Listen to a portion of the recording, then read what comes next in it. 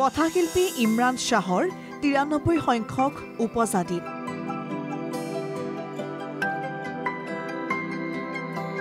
ইমৰান শ্বাহৰ ৰচনাৱলীৰ ৪ৰ্থ আৰু ৫ম খণ্ড উন্মোচন।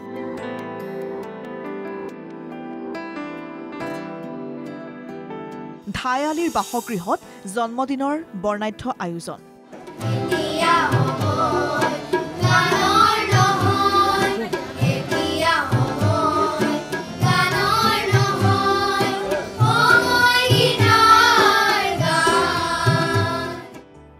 এটা মিঠা হাঁহি, এষাৰ শাৰদী মাতেৰে মন সমাহিত কৰা মানুহজনৰ আজি ৯৩ বছৰীয়া জন্মদিন।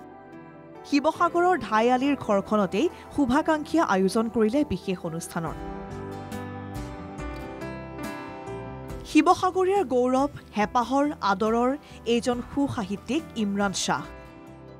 অসম সাহিত্য সভাৰ প্ৰাক্তন সভাপতি পদ্মশ্ৰী বঁটাপ্ৰাপক শ্বাহৰ জন্মদিন দেওবাৰে পালন কৰা হয়।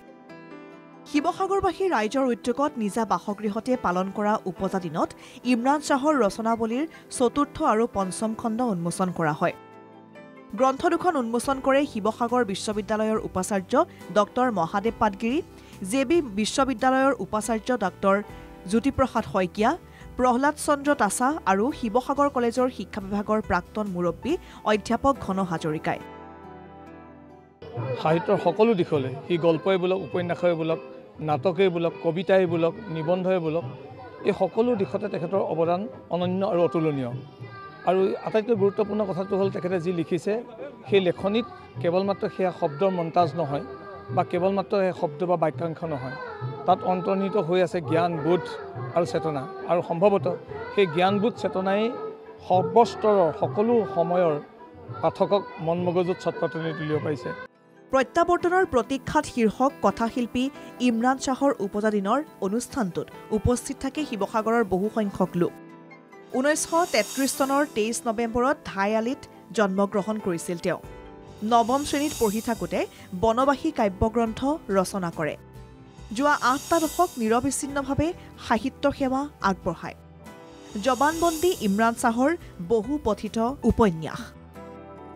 ঈশান দত্ত, বাবুল, অনামিকা বৰুৱা, অমিতাভ বৰুৱা আদি বিভিন্ন ছদ্মনামত গল্প, কবিতা, উপন্যাস, গীত, প্ৰবন্ধ আদি ৰচনা কৰা সাহিত্যিকগৰাকীয়ে সাহিত্যিক ক্ষেত্ৰত দীঘলীয়া পৰিক্ৰমা পাৰ কৰিও স্থবিৰ হৈ পৰা নাই। তথাপি বয়সে আমনি কৰিছে নতুন সৃষ্টিত। নতুন প্ৰজন্মক লৈ আশাবাদী সাহিত্যিকজন। বিশ্ব সাহিত্য অনুবাদ কৰি ভাল লাগে তেওঁৰ। ধন্যবাদ, বহুত মৰম কৰিছে কাৰণে। তেনেকৈ যিটো মানে প্ৰডাক্টিভ এজ আমাৰ কাহানিবাই পাৰ হৈ গ'ল, গতিকে এতিয়া যিখিনি কৰা হয় এইখিনি চিন্তা থাকে তাত। আৰু আদাৰৱাইজ এই সময়খিনিত বৰ বেছি সৃষ্টি ৰচনা নহয় মানুহৰ। তথাপি মই যিমানখিনি পাৰোঁ মাজে মাজে কিবা কিবি লিখি আছোঁ। মই আৰম্ভৰ পৰাই মোৰ সাহিত্য সৃষ্টিৰ ক্ষেত্ৰত এটা কথা অনুসৰণ কৰি আহিছিলোঁ যে কোনো ডগমা, কোনো নিৰ্দেশ মই ক'তো মানি চলিবলৈ যত্ন কৰা নাই।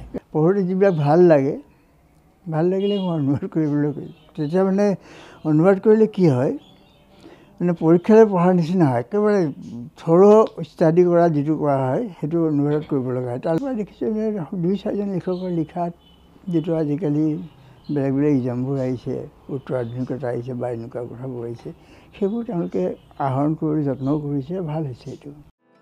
২০১২ চনৰ অসম সাহিত্য সভাৰ বৰপেটা অধিৱেশনৰ সভাপতিৰ পদ অলংকৃত কৰা ইমৰান শ্বাহে তেওঁৰ সুকীয়া গদ্যৰীতি আৰু সাহিত্য কৰ্মৰ বাবে সন্মানীয় অসম উপত্যকা বঁটাৰ লগতে অজানপীৰ বঁটা, ৰংপুৰ গৌৰৱ আদিকে ধৰি অনেক সন্মান লাভ কৰিছে। এইগৰাকী অসমীয়া সাহিত্যৰ মহিৰুহ ইমৰান শ্বাহে শতায়ু লাভ কৰি আমাৰ জাতীয় জীৱন সমৃদ্ধ কৰক। উপজাদিনত NKTV+ৰ তৰফৰ পৰা জ্ঞাপন কৰিলোঁ অলেখ শুভকামনা। ভিডিঅ' জাৰ্নেলিষ্ট বলিনৰ সৈতে শিৱসাগৰৰ পৰা জয়জ্যোতি গগৈ, NKTV+।